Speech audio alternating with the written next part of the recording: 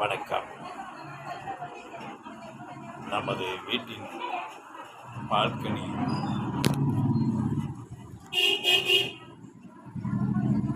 நம்மளுக்கு கிடைக்கும் ஞானமும் இரண்டு ஒன்று.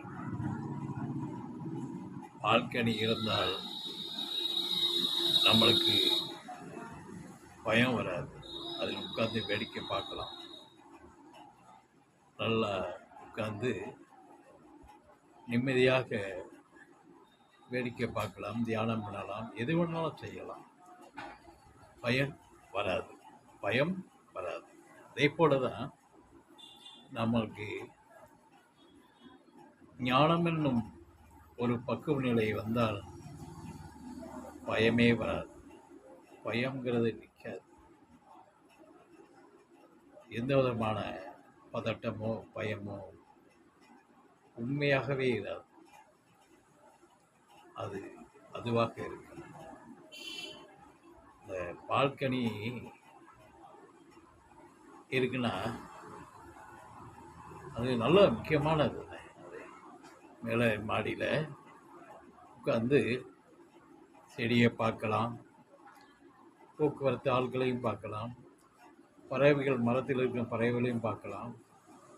உட்காந்து ரொம்ப நேரம் பார்க்கலாம். நல்லா இது அருவ நிலையிலையும் மேகத்தை பார்த்து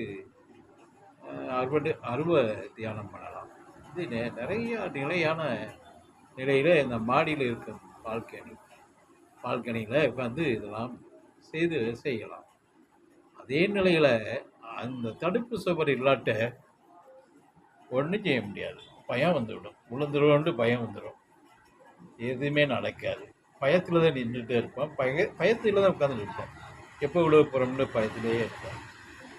ஆனால் தடுப்பு சுவர் இருந்தால்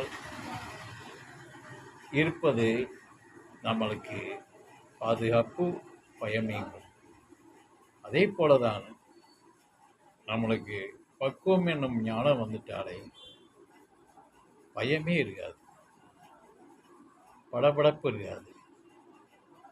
இறை பரஸ்பரம் இருக்கும், இறை கருணை இருக்கும், இறையுடைய ஓட்டம் இருக்கும், இறை சிந்தனையோடைய இறையாற்றல் நிறைய பெற்றிருக்கும், நிறைவோடு இருக்கும். ஆனால் நம்மளுடைய ஞானமும் இந்த பால்கனியும் இருந்தால்